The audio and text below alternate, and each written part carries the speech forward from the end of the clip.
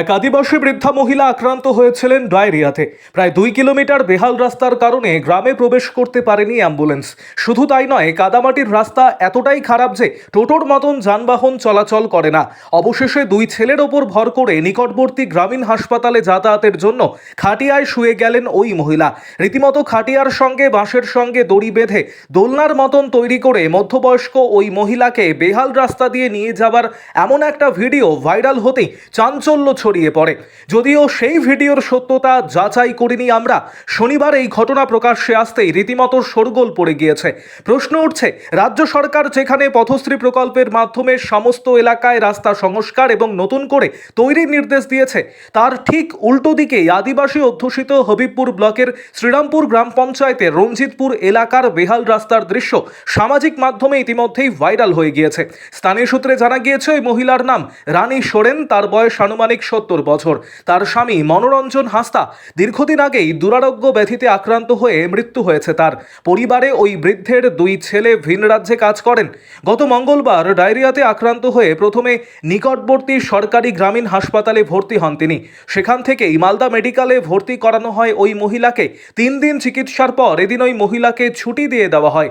এরপরই ওই বৃদ্ধার 2 ছেলে খাটিয়ায় শুয়ে বেহাল রাস্তার ওপর দিয়ে নিজের বাড়িতে মাকে ফিরিয়ে আনার ব্যবস্থা করেন। আর এই ছবি ইতিমধ্যেই সামাজিক মাধ্যমে ভাইরাল হওয়াতেই শোরগোল পড়ে গিয়েছে। তৃণমূল পরিচালিত শ্রীরামপুর গ্রাম পঞ্চায়েতের সদস্য সাবিত্রী মুর্মু জানিয়েছেন, সংশ্লিষ্ট গ্রাম পঞ্চায়েতের পক্ষ থেকে প্রায় 2 কিলোমিটার রাস্তা এখনই সংস্কার করা সম্ভব নয়। বিষয়টি ঊর্ধ্বতন কর্তৃপক্ষকে জানানো হয়েছে। মালদার জেলা শাসক নিতিন সিংহানিয়া জানিয়েছেন, বিষয়টি খোঁজ নিয়ে দেখা হচ্ছে। আরও আপডেট থাকতে আমাদের ভিডিও শেয়ার ও ফেসবুক পেজটিকে লাইক করে ফলো করে দিন। গাড়ি আসছে না, আমি বিএমএইচকে ফোন করলাম, বিএমএইচে ফোন ধরলো না। যে নাম্বারে দিয়েছি দিয়ে এখন আমার পার্সোনাল গাড়ি ডাকলাম, গাড়ি আসছে। এখন কি হলো হঠাৎ করে আজকে? খুবই খারাপ হয়ে গেছে, খুবই খারাপ হয়ে গেছে, জানি না কি হবে। আবার নিয়ে যাচ্ছেন? আবার নিয়ে যাচ্ছি, এখন সঠিক সময় গাড়ি না আসতে গেলে জানি না কি হবে। কি বলবো, অবস্থা খারাপ। ডিএম সাহেব, বিডিও সাহেব, আপনারা দেখুন, এই এই মানবিক দিক থেকে যদি রাস্তাটা করার ব্যবস্থা করেন। না সঠিক সময় গাড়ি আসছে, না সঠিক সময় ট্রিটমেন্টটা হচ্ছে। আবার শরীর অসুস্থ হচ্ছে? আবার শরীর অসুস্থ, আবার মালদা মেডিকেল কলেজ হাসপাতালে নিয়ে যাচ্ছি।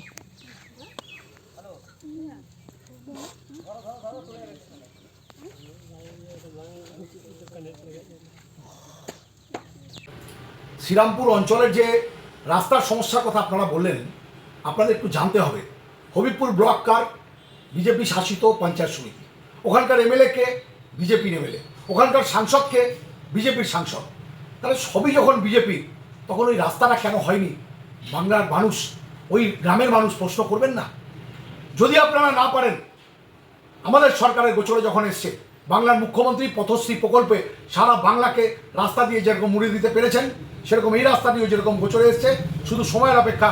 আপনারা লক্ষ্য রাখবেন, এই রাস্তাটাও আবার পথশ্রীর অধীনে এসে এই রাস্তাও আগামী দিনে কাজ হবে। কাজেই শুধুমাত্র অভিযোগ করলে হবে না।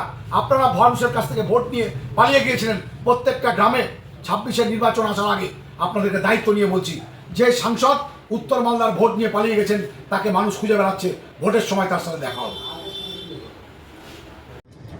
আমি হবিবপুরের বিধায়ক জুয়েল মুর্মু বলছিলাম।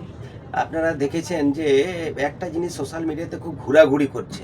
আমি যখন ট্রেনে আছি তখন দেখছি সোশ্যাল মিডিয়াতে ঘোরাঘুরি করছে, আর সেই ঘোরাঘুরি করছে বলে আমি দেখছি যে সোশ্যাল মিডিয়াতে এত ভাইরাল হচ্ছে, এত দেখছে, এত আমিও নিজে দেখছি। একদম লজ্জাজনক বিষয়।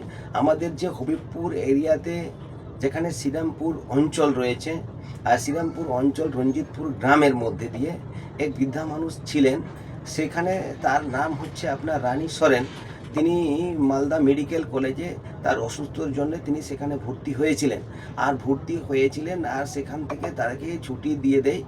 আর সেই বৃদ্ধা মাকে নিয়ে তাকে অ্যাম্বুলেন্সে করে গাড়ি যখন নিয়ে আসছিল বাড়িতে, আর তখন বাড়িতে আর রাস্তা আর ঢুকে না, ওই রাস্তাতে গাড়ি যখন অ্যাম্বুলেন্স ঢুকছে না, তখন তাকে এই খাটিয়া করে তাকে নিয়ে যায়।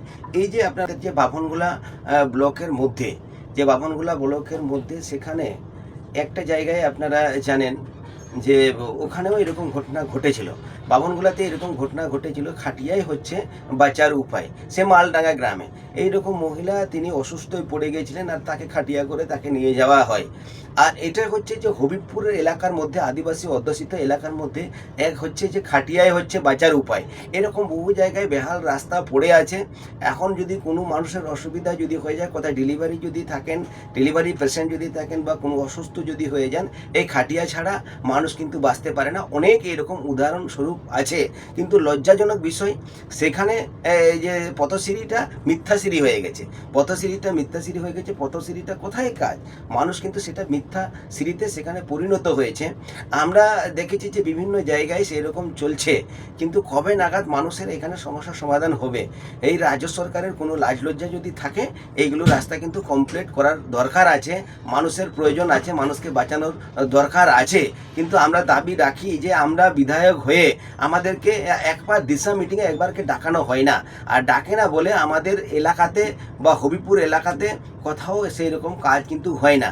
এই যে ডেভেলপমেন্টের জন্য থমকে রেখে দিয়েছেন এই শাসক দলের দ্বারাই পরিচালিত, আজকে চলছে একটা দিশা মিটিং তারা ডাকেনি।